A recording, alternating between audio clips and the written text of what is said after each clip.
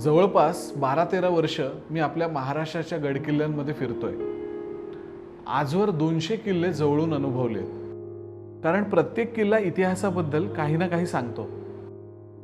गडकिल्ले फिरत असताना बॅक ऑफ द माइंड एक खंत नेहमी जाणवते की काय अवस्था करून ठेवली आपण आपल्या किल्ल्यांची। आपल्यासारखंच जगभरातल्या किल्ल्यांची अशीच पडझड झाली असेल का, की असेही काही किल्ले असतील जे त्यांचं वैभव आजही टिकून आहेत।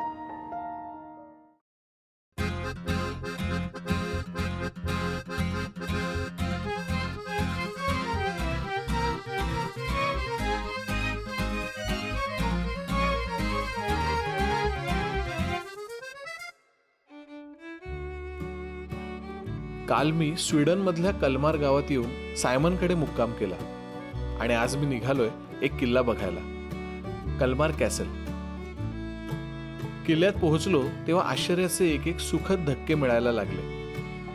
प्रवेशद्वारापाशीच त्या काळातल्या वेशभूषेत असलेल्या मुलीने गाण्याने स्वागत केलं।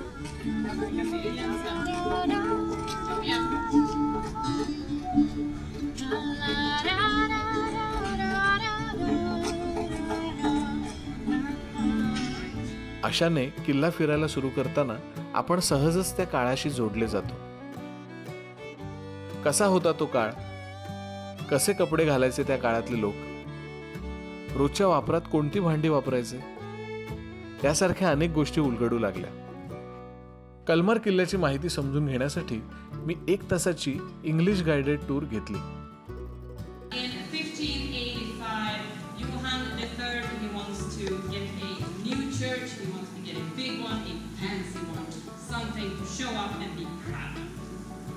डायनिंग हॉलमध्ये राजाची दावत मांडली होती, खास ईस्टरच्या दिवशीची।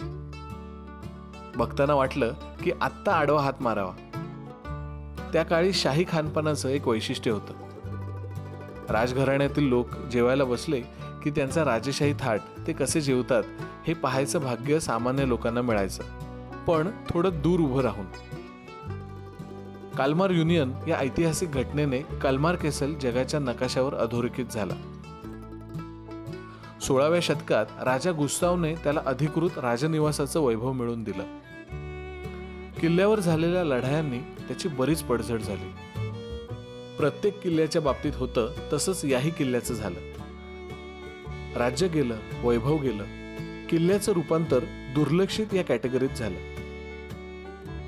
19व्या शतकात स्वीडनच्या इतिहासप्रेमी लोकांनी आणि सरकारने मिळून एक उपक्रम राबवला, किल्ल्याच्या रेस्टोरेशनचा, आणि त्याचं फलित म्हणजे आजचा कलमार किल्ला। या किल्ल्याने काळानुरूप 3 स्थित्यंतर पाहिली, त्याची प्रतिकृती इथे मांडली आहे। इतिहास जिवंत ठेवायचा असेल तर पुढच्या पिढीला, विशेषतः लहान मुलांना त्यात सहभागी करून घेणं फार गरजेचं असतं। या उद्देशाने मुलांसाठी चित्रकला, लुटूपुटूची लढाई, त्या काळच्या जहाजाची सफर, अशा इंटरेस्टिंग गोष्टी बघून मस्त वाटलं।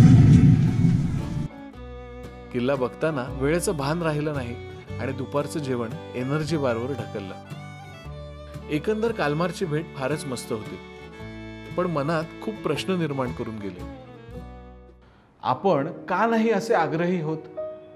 कलमार किल्ल्याच्या तुलनेत आपण कितीतरी मागासलेले आहोत। आपल्याकडे संवर्धन हे गाळ काढणं, टाकी साफ करणं, तोफा शोधणं या पलीकडे अजून गेलेलं नाही, आणि यासाठी पण बऱ्याच परवानग्या लागतात, ज्या मिळणं खूप किचकट काम आहे। लाखो रुपये किल्ल्यांच्या संवर्धनासाठी कागदावर मंजूर होतात। काय होतं त्याचं पुढे? काही उदाहरणं बघूया। शिवनेरीसाठी करोडो रुपयांचा फंड देण्यात आला आणि त्यातून गडावर बाग बगीचे बांधले। खरंच गरज होती का त्या बाग बगीच्यांची? हरिश्चंद्रगडाच्या कोकणकड्यासारख्या नैसर्गिक आश्चर्य असलेल्या ठिकाणी रेलिंग लावण्यात आलं, त्यामुळे सौंदर्याला धोका आलाच, पण त्या लोखंडी रेलिंगमुळे ट्रेकर्सना विजेचे झटके बसण्याची शक्यता वाढली। कलमार कॅसल सारखं संवर्धन आपल्या किल्ल्यावर कधी होईल बरं? काय वाटतं तुम्हाला, कधी बदलणार हे सगळं? तुमचं मत नक्की कळवा।